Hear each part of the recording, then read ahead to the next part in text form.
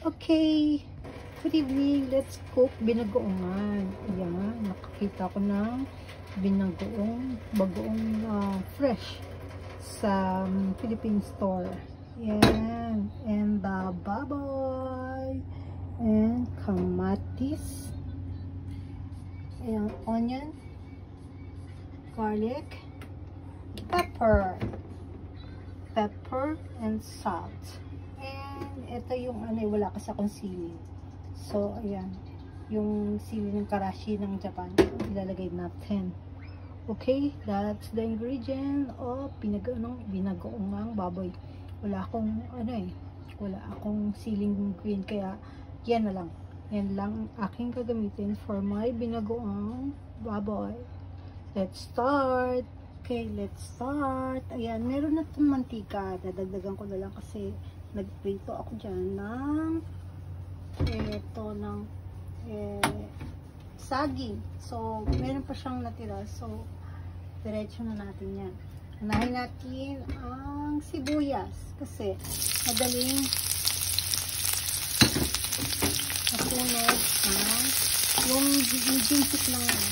Madaling masunog ang bawang. So, sibuyas niya. Madaling yung aking niya. Then, next is the bawang. Then, pwede naman pagsabay-sabay yun. Para hindi masunog agad yung bawang. Kasi kapait ang masunog.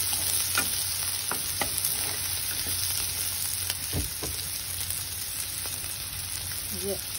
Next is the tomato.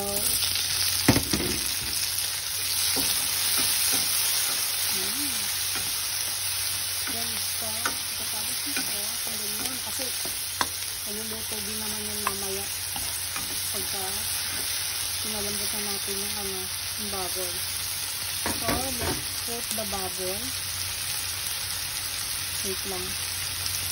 Ano pa siya? Sorry. Yan, ganyan sa dami. Para matagal ang aking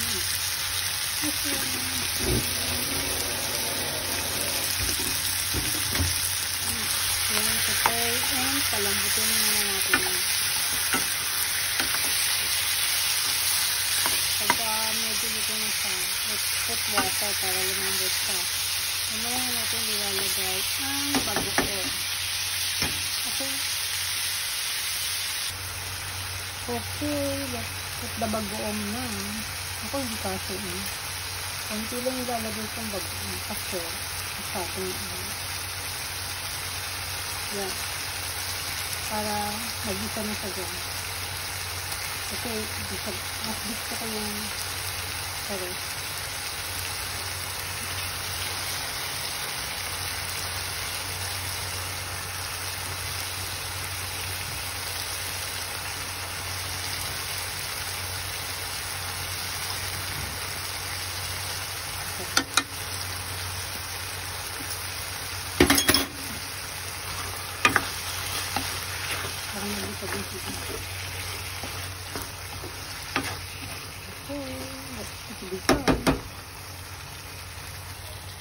Lagyan na rin natin ang sugar and pepper.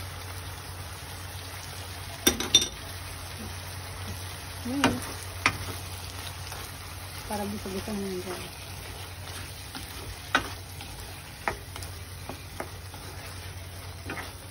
Balikan natin yung mamaya. Okay. And let's put suka a little. Para hindi siya masira agad. Para sabay na siyang maluto yung suka. Okay. Okay. Then, hintayin natin siyang maluto. Yes. So, let's steam talong and okra for our binagoongan. Serve sila. Wawawi.